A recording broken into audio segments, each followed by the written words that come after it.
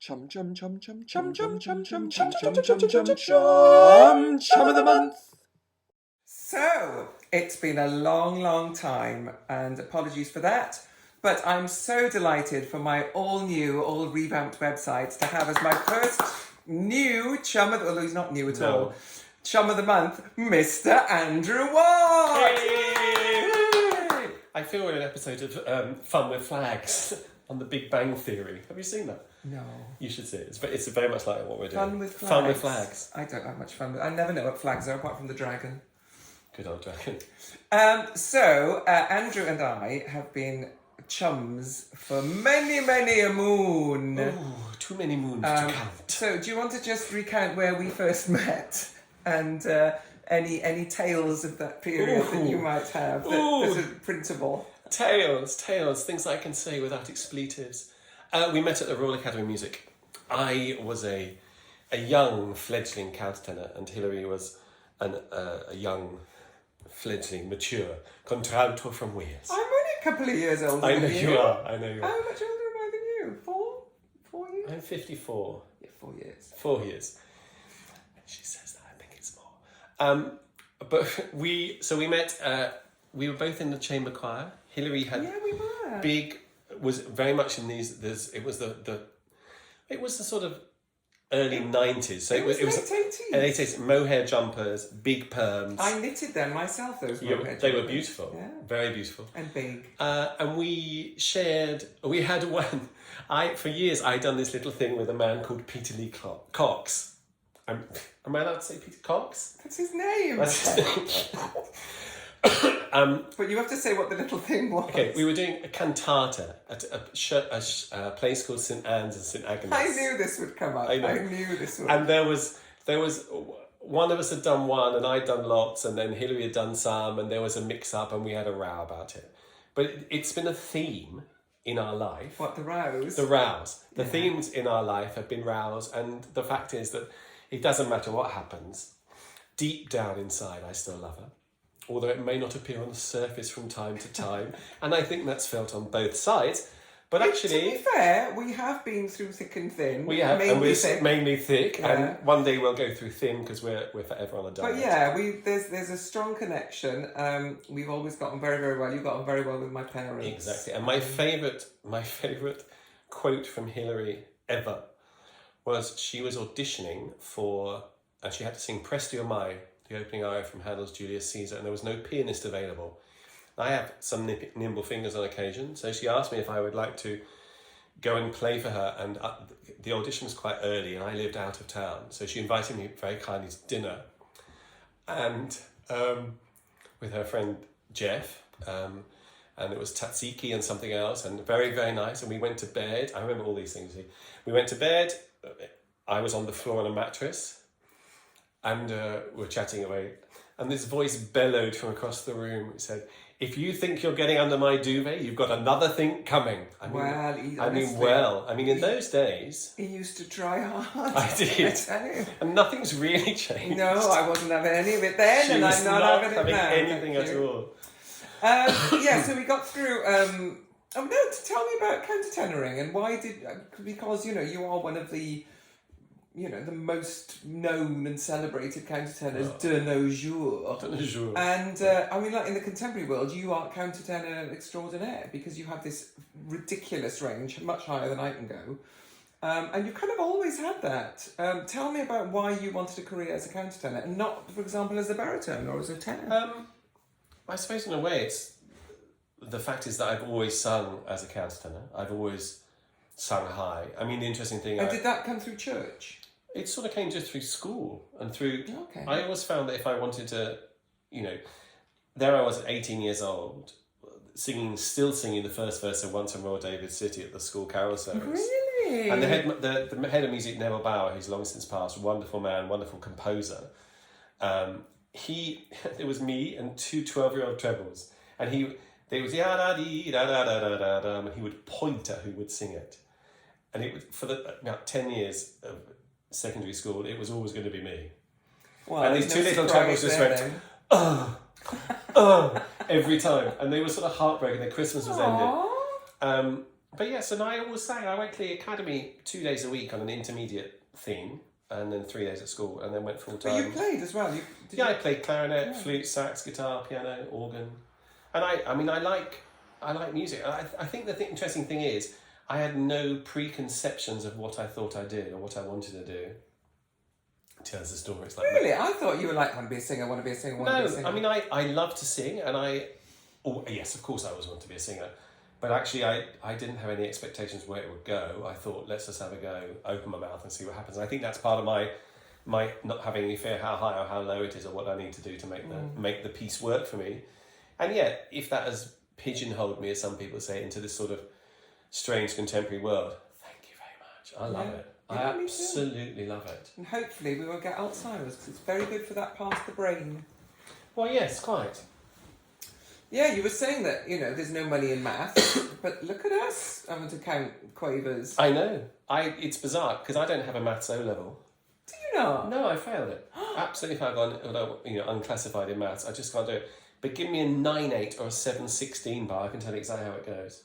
9/8. Well, come on. Yeah. It's know what a 9/8 well, is. 7/16 or 3 in the time of 26. I can't be doing with House, triangle, house, triangle. Thank know. you, George Benjamin, for your gardening tips. House, triangle. House, triangle, pitchfork. Okay, so we've left the academy. Yeah. Did you go down the studio route? I can't remember. No, Okay. I left the Royal Academy of Music, and that was it. Because there was not a young artist programs. There was the studio thought the countertenors didn't exist in that time. Yeah.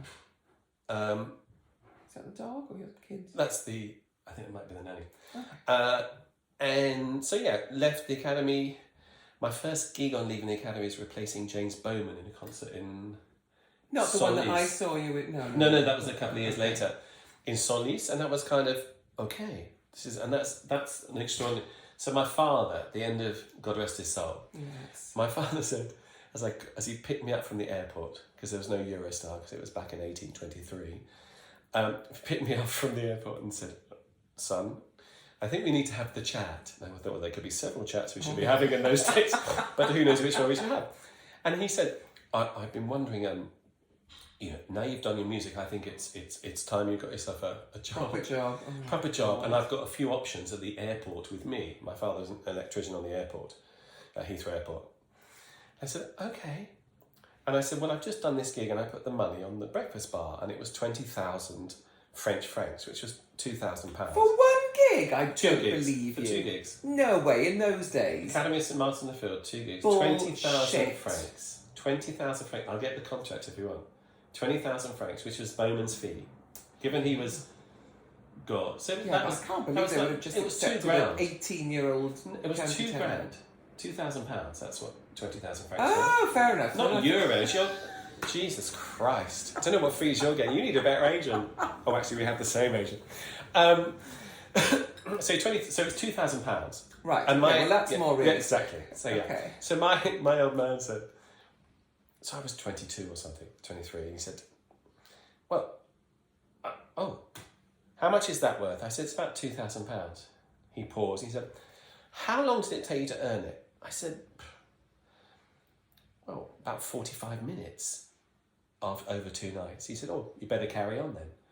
And that was the sort of... I get the story and I get the point of the story, but that also irritates me. It's people say, "Oh, but you get so much money for doing so little work and for so little time." But I'd already said, of course, I have been studying this since I was... Yeah, exactly. I do and get the point of the story. The problem is that we live in a society where everything... We were just talking about this, the recent Arts Council of England, DCMS nonsense, that you can't quantify what we do. Oh, you're an opera singer. What do you do during the day? You can't sort of actually say, this is really interesting. This is... Actually, I sit at home and I watch Holmes Under the Hammer, and then I might have a cup of tea. But actually, no, I do work and I do, I'm practicing, I'm learning, I'm teaching. It's very patronising, isn't it, when people just have no idea? Well, and then assume, rather than exactly, ask, but assume. They're not, it's just a lack of being open to other suggestions. I'm really not interested in what a graphic designer does and what hours they have to keep, or what a proctologist does. I see. Okay, so you're up and at 'em, you're doing the rounds, you get taken up in the contemporary world, and I think it's fair to say that you were hugely inspired, or you inspired her, by Olga Neuwirth, who's been a really strong Watts supporter over the ages. Yeah. So what was the first one that you stepped in for? Was it the Bellum? No, it was before she'd written Bellum. I received a call from my then agent's assistant, a lady called Barbara Siegel, who's lovely. Yeah. And she said, "Tell me you can read anything." I was in sight reading anything. I said, "Yes." "Good. Can you go to Vienna tomorrow and sing this piece called 5 Daily Miniatures by some unknown Austrian composer called Olga Neuwirth?" And I went, "Sure." They can't get a score. They give it to you when you get there. Okay, fine. How can you have done that? I just could not They have done that. faxed, because I was going to go, "Come on, if I may say this, Billy Big Bollocks, I can do anything. I'm immortal." And no one could crush me. But so I got there, and we were rehearsing in Vienna, and then taking a train to Bremen to record these pieces and do one concert. So on the train, on a sleeper night, I ended up sharing a sleeper car with Olga, and we met. Did you get your feet under a duvet? I didn't get my feet under a duvet. She would have been very happy to have my feet under a duvet. Oh yeah. Actually not. And that's that's the friendship. And then a year later, I was doing another piece in Vienna, and she was conducting it, which was kind of bizarre. It was an improvisational opera thing, another crazy piece. And she was writing this thing an opera called Bellamsfest, the Feast of Lambs, which Hilary and I did last year. Yeah, lockdown. In Borkum, in That's lockdown, the yeah. I did in lockdown. Yeah. And she said to me, "Oh, there's no role in it for you. I'm writing it, there's no role in it for you." I went, "Okay." And then she went away and she did a bit of research, and it's about a half-man, half-wolf character, and a love affair between a woman in a dysfunctional family and a hierarchical mother, nightmare, played by Hilary. No typecasting at all in that. And she went away, and the wolf has to howl, and she morphs the countertenor voice into this howl, and the same vibrations of a Canadian red wolf is the same vibrations as the countertenor. So that's the reason why. Yeah, it was interesting. It was good. It was a fun piece. We had a very nice time. Yeah, we had a great time in Borkum. Borkum. Oh my god, it was quite strict and pandemic-y, and we were only allowed to mix in our own little bubbles. We did. We managed to mix. We mixed and we mixed drank lots bubbles. of Aperol Lots and of Aperol Prosecco and is bubbles. what we mixed. Yeah, exactly. No, that was very good fun. I do want to talk, because you've waffled on for ages go on. now. I'll shut up. I want to... No, it's about waffling on, but I want to talk about other things. Yeah. Tell me about Max, because you got very involved in the Max Productions. So during the beginning of the pandemic, people chatting about what we're going to do. We've got no one to talk to anymore. Lots of people sitting in their rooms going, "I can't leave the house." So in a conversation between myself and Richard Baker and Jess Walker at the Academy, we set up a thing called MAX, which is Musician and Artist Exchange. And it is still in existence, a peer mentoring group to look at how we can try and find support for the arts, look at how we can try and support each other, look at how we can support Black Lives Matter, look how we can look at diversity, equity and inclusion within the business. And it's gone on a bit further now that we have a mentoring scheme where people write to us and say, "I would like some advice," and I sort of run that bit, and my job is to put people and teams together, and we talk about that, and we have managed to secure some funding for that. And then in a bizarre twist of fate, a conversation on a lockdown drinks on the terraces in the houses I live in the back. We now have a production company called Max Productions Limited, and we gave our first set of events in a building in Hammersmith called 245 Hammersmith Road, sponsored by Legal & General and Mitsubishi. The head of assets is a man who lives next door, who just said, "How's life in the opera world?" And I said, "It's terrible. There is nothing going on. I do not know what to do." He said, "Well, I'd like to help." I said, "Well, if I had a space and some kind of money, I would really happily try and put on some events."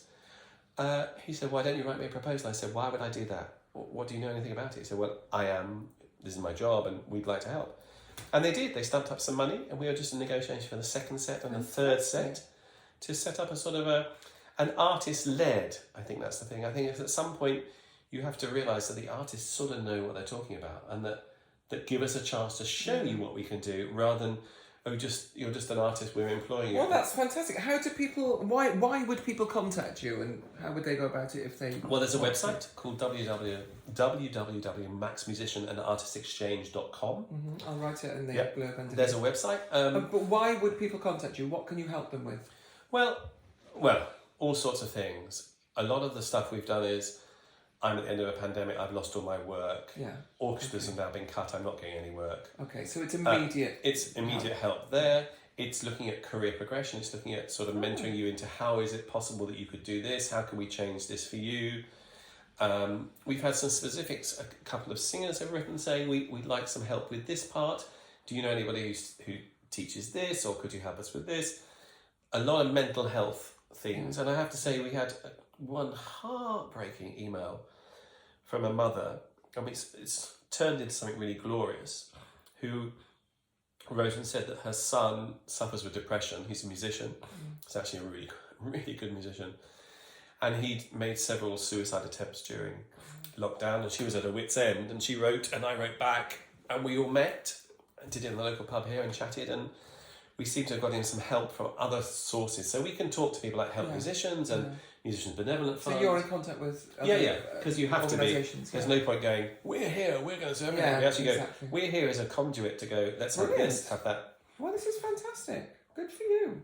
It's been, it's also the thing that kept me kind of sane, because it's something to do. There was stuff to, I said kind of sane. There was something to do during lockdown where it's away from what I do as a performer or as a teacher.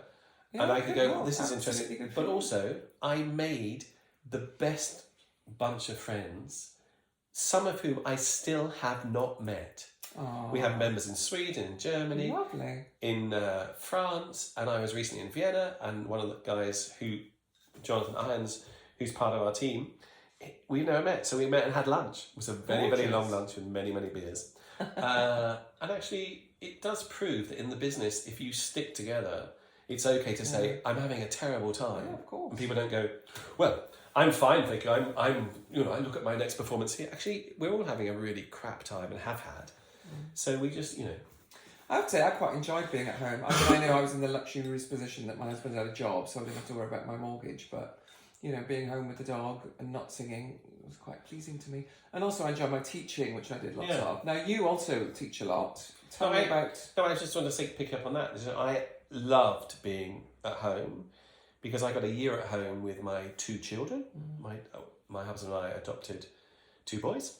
They're now 10 and 8.